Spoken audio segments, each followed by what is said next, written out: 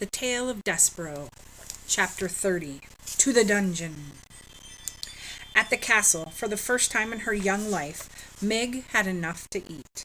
And eat she did. She quickly became plump, and then plumper still. She grew rounder and rounder and bigger. Only her head stayed small. Reader, as the teller of this tale, it is my duty from time to utter some hard and rather disagreeable truths. In the spirit of honesty, then, I must inform you that Meg was the tiniest bit lazy. And, too, she was not the sharpest knife in the drawer. That is, she was a bit slow-witted. Because of these shortcomings, Louise was hard-pressed to find a job that Miggery Sow could effectively perform. In quick succession, Meg failed as a lady-in-waiting. She was caught trying on the gown of a visiting duchess. She failed at being a seamstress. She sewed the cloak of the riding master to her own frock and ruined both. And she failed as a chambermaid. She was sent to a clean room. She stood, open-mouthed and delighted, admiring the gold walls and floors and tapestries, exclaiming over and over again, "Gor, ain't it pretty? Gor, ain't it something then?" and did no cleaning at all. And while Meg was trying and failing at these many domestic chores, other important things were happening in the castle. The rat in the dungeon below was pacing and muttering in the darkness, waiting to take his revenge on the princess. And upstairs in the castle, the princess had met a mouse, and the mouse had fallen in love with her. Will there be consequences? You bet. Just as Meg's inability to perform any job well had its consequences. For finally, as a last resort, Louise sent Meg to the kitchen, where Cook had a reputation for dealing effectively with difficult help. In Cook's kitchen, Meg dropped eggshells in the pound cake batter. She scrubbed the kitchen floor with cooking oil instead of cleanser. She sneezed directly on the king's pork chop moments before it was to be served to him. "Of all the good-for-nothings I've encountered," shouted Cook, "surely you are the worst, the most cauliflower-eared and good-for-nothingest. There's only one place left for you, the dungeon."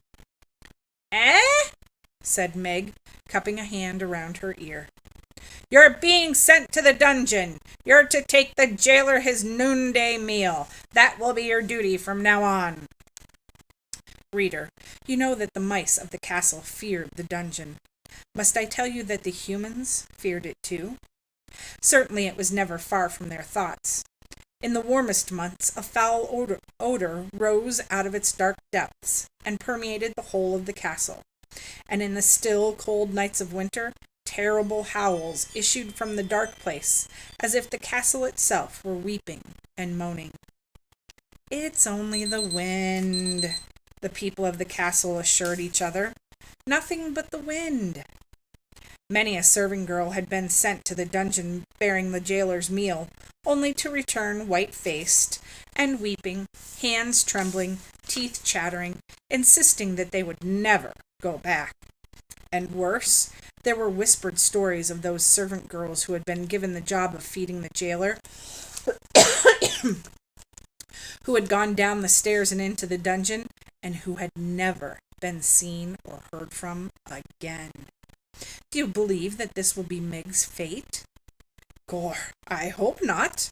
What kind of story would this be without Meg?